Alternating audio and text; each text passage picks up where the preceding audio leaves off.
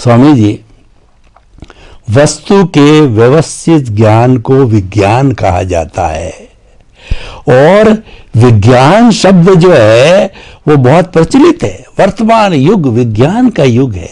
जो कुछ भी ये भौतिकता की चकाचौंध आप देख रहे हैं, मोबाइल है और क्या क्या इंप्रूवमेंट हो गया है कि व्यक्ति बैठे बैठे विदेश में बात करता है। और कितनी बात कहें कि इतना डेवलपमेंट हुआ, ये सब विज्ञान की वजह से हुआ है। ये सारी दुनिया जानती है, जो कि विज्ञान की वजह से एक जगह से दूसरी जगह से जुड़ी हुई है। लेकिन जो भौतिक विज्ञान है वो भौतिक तत्वों पर काम करता है। उसका लक्ष्य है कि सत्य की प्राप्ति करना। और हमारा जो दूसरा पक्ष हमारे इंडियन कल्चर का है वह है अध्यात्म विज्ञान। उनका भी लक्ष्य है सत्य को प्राप्त करना, लेकिन वो लेबोरेटरी जो है खुद के शरीर को, खुद की आत्मा को, खुद के चित्त को, खुद के जो है वो अंतःकरण को बनाते हैं। जबकि भौतिक विज्ञानी बाहर की लेबोरेटरी के आधार पे वो करते हैं। तो जैसा आप बताते हैं कि भौतिक विज्ञान का अर्थ होता है 5 तत्वों को स्वीकार करो, जड़, मोशन, रेस्ट, टाइम और स्पेस। और आप कहते हैं कि छठा तत्व को अगर आप स्वीकार करते हो, आत्मा को, तो वो अध्यात्म विज्ञान बन जाता है 6 के कारण। तो क्या वास्तव में हम हमारे दैनिक जीवन के अंदर जो इतना बड़ा डेवलपमेंट किया हमने, उसको क्या वास्तव में अगर हम चेतन तत्व उसके साथ जोड़ दें तो क्या अध्यात्म विज्ञान बन जाएगा? वो होलिस्टिक हो जाएगा, वो संपूर्ण हो जाएगा, फिर तो कोई कमी रहनी बाकी नहीं है। तो कृपया थोड़ा ये बताइए। भौतिक विज्ञान में तो 5 तत्व की बात आती ही है और सभी साइंटिस्ट स्वीकारते हैं। और मैंने कहा कि आध्यात्म विज्ञान के अंदर भौतिक विज्ञान के 5 तत्व और आत्मा तत्व को जोड़ दोगे तो ये आध्यात्म विज्ञान हो जाएगा। तो आत्मा को जोड़ने से आध्यात्म विज्ञान कैसे हो जाता है, जो हमारे डे टू डे लाइफ के साथ वो जुड़ा हुआ है? कैसे? तो जब आत्मा तत्व की बात आएगी तो सनातन सुख की बात आएगी, टेम्पररी सुख की बात आएगी। जब आत्मा तत्व की बात आएगी तो कर्म की बात आएगी, कर्म फल की बात आएगी, यानी कॉज एंड इफेक्ट की बात आएगी। जब आत्मा की बात आएगी तो बंधन की बात आएगी, मुक्ति की बात आएगी। जब आत्मा की बात आएगी तो पुनर्जन्म की बात आएगी। यानी हर शब्द आत्मा के आधार से जुड़ा हुआ है। अगर आत्मा नहीं है तो सनातन सुख की बात, मोक्ष की बात नहीं होगी। अगर आत्मा नहीं होगा तो कर्म और कर्मफल की बात नहीं आएगी। अगर आत्मा नहीं होता तो जन्म जीवन मृत्यु नहीं होता। अगर आत्मा नहीं होता तो चारे गति नहीं होती। तो इसीलिए आत्मा तत्व जोड़ने से ये पूरा जो साइंस एकेंद्रिय से पंचेंद्रिय, मनुष्य और चारे गति, ये सब कुछ आता है। कर्म और कर्मफल आता है, पुनर्जन्म की बातें आती है, बंधन की बातें आती है, मुक्ति की बातें आती है, टेम्पररी सुख की बातें आती है, सनातन सुख की बात आती है।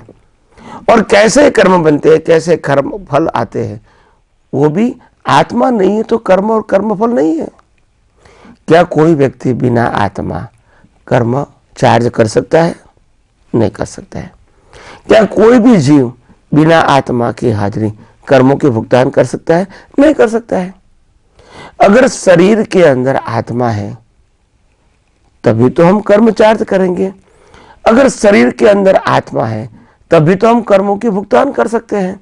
अगर शरीर में से आत्मा निकल जाने के बाद शरीर को जला दिया जाता है, क्या वो भुगतान है?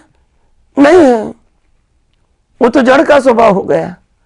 तो भुगतान का मतलब होता है आत्मा है तभी तो आप अनुभव कर सकते हैं सुख और दुख का। आत्मा है तभी तो आप राग द्वेष कर सकते हैं अज्ञानता से। अगर आत्मा नहीं है राग द्वेष कैसे होगा? आत्मा नहीं है दृष्टि कैसे होगी? आत्मा नहीं है अनुभव कैसे होगा? आत्मा नहीं है तो रिलेटिव सत्य का ज्ञान कैसे होगा? तो ये सब बातें आत्मा के साथ जुड़ी हुई है। तो आत्मा शब्द भले छोटा है मगर उनके साथ हजारों लाखों जीवों का कनेक्शन है, संसार और मोक्ष का कनेक्शन है, पांचों इंद्रियों के जीव, मनुष्य, देवलोक, नरकलोक जुड़ा हुआ है, पाप पुण्य से जुड़ा हुआ है, कॉज एंड इफेक्ट से जुड़ा हुआ है, पुनर्जन्म से जुड़ा हुआ है। तो ये सब बातें आत्मा आने के बाद होती है। तो यानी आत्मा शब्द को नहीं जाना, आत्मा को ही नहीं माना जाना, मतलब ये पूरा सब्जेक्ट आपका नहीं रहेगा। तो पांच जो तत्व है, जड़, गति सहायक, स्थिति सहायक, टाइम एंड स्पेस, अगर ये ही जान लोगे तो केवल भौतिक विज्ञान आएगा, आध्यात्म नहीं आएगा, और मनुष्य के साथ जुड़ा हुआ विज्ञान भी नहीं आएगा। भौतिक विज्ञान आप समझ सकते हैं, विनाशी चीजों का बिगिनिंग, एंड, और विनाशी चीजों की अवस्था का ज्ञान आप पांच तत्वों से समझ सकते हैं। मगर जब शरीर की बात आएगी और शरीर के साथ जुड़ा हुआ आत्मा की बात आएगी, तभी ये बातें जुड़ती जाएगी कि कर्म किसको कहते हैं, पुनर्जन्म किसको कहते हैं, मान्यता का सुख किसको कहते हैं, सनातन सुख किसको कहते हैं, देवलोक किसको कहते हैं, नरक लोक किसको कहते हैं, पशु योनि किसको कहते हैं, एकेंद्रिय से पंचेंद्रिय किसको कहते हैं, चार प्रकार की गति किसको कहते हैं, बुद्धि किसको कहते हैं, और केवल ज्ञान किसको कहते हैं, तो पुरुषार्थ किसको कहते हैं, प्रारब्ध किसको कहते हैं, कर्म और कर्म फल किसको कहते हैं। ये सब बातें कब आएगी? जब आत्मा तत्व आएगा। तो आत्मा नहीं आएगा तो ये पूरा पैकेज नहीं आएगा। और इसीलिए आत्मा तत्व तो एक टाइटल है, उसकी गहराई में बहुत कुछ बातें हैं। तो आइए हम सब आध्यात्म विज्ञान में धीरे धीरे ये सब बातें समझने लगेंगे, क्योंकि ये बहुत इंपॉर्टेंट बातें हमारे जीवन में है। बिना सनातन सत्य जाना हमारा डेवलपमेंट, प्रगति संभव नहीं है, और बिना सनातन सत्य जाने टेंशन मुक्त होना संभव नहीं है। बिना सनातन सत्य जाने कर्म बंधन से या कर्म बंधन से मुक्ति पाना संभव नहीं है। बिना सनातन सत्य जाने देहाध्यास को तोड़ना संभव नहीं है, और बिना सत्य जाने, सनातन सत्य जाने अज्ञान को मिटाने का संभव नहीं है। बिना सनातन सत्य जाने केवल दर्शन और केवल ज्ञान प्राप्त करना भी संभव नहीं है। तो आइए हम सब यही आध्यात्मिक विज्ञान को और गौर से और डीप से जानने की, समझने की कोशिश करेंगे, और अपने ही दृष्टि को और परिपक्व, डीप और विशाल बनाएंगे।